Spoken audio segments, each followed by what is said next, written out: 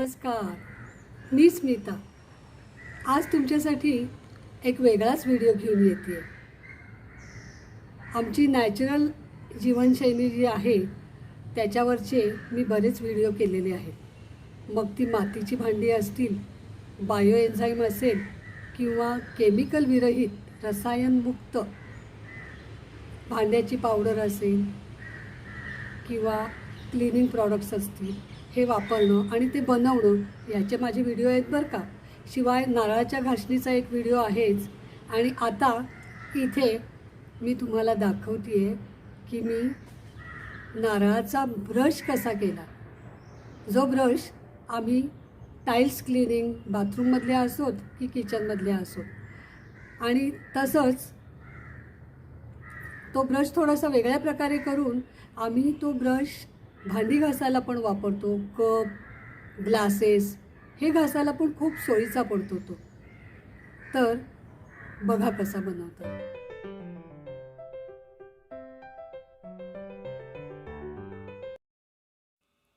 नारळाच्या शेंड्याची घासणी तर आम्ही बनवली होती। आता हा ब्रश, तर हा ब्रश बनवताना पहिल्यांदा आपण टोकाकडचा त्रिकोणी भाग काढून टाकणार आहे, म्हणजे ब्रश थोडासा पसरट होईल ना। पहा,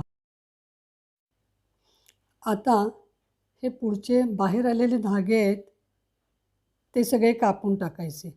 नीट ब्रशचा आकार द्यायचा आहे ना, तर त्यासाठी तुम्ही हेक्झॉ वापरा, कात्री वापरा, नाहीतर धारदार सुरी असेल तरी चालेल। आता आपल्याला याचा ब्रश बनवायचा, तर हे जे गच्च धागे आहेत फायबर, हे गच्च फायबर आहेत त्याचा ब्रश होणार। तर वरचा 1 इंचाचं कठीण कवच आपण तासून काढणार। पहिल्यांदा एक सुरीने रेघ ओढा, ते कवच काढून टाक, कवचाला एक रेघ ओढा, मग ते तासायला सोपं जाईल आणि मग सुरीने तासता येईल। असं मस्त सुरीने तासून घ्या। फक्त आपल्या हाताची काळजी घ्या बरं का। वरचं टर्फल काढून धागे छान समोर आले पहा। टर्फल काढल्यावर आता ब्रशचा पार्ट समोर आला, याला थोड्या थोड्या अंतरावर चिरा पाडून हा ब्रश वापरण्यायोग्य करूया। आता चिरा पाडल्यावर ठोकून कोकोपीटचे कण पडून जाऊ देत ना, म्हणजे उत्तम ब्रश तयार। आता वरून जरा साफ केला की झाला ब्रश तयार, एकदम टकाटक। पहा, असे मी 3-4 प्रकारचे ब्रश बनवले आहेत आणि गेला महिनाभर त्याची ट्रायल घेते आहे। केमिकल विरहित, टिकाऊ आणि बहुउपयोगी ब्रश। हा ब्रश मी भांडी घासायला वापरते।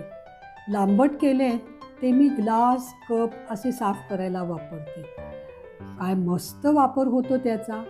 हा जो मोठा ब्रश आहे तो मी किचन आणि बाथरूमच्या टाईल्ससाठी वेगवेगळे ब्रश केले, खूप उपयोग होतो त्याचा।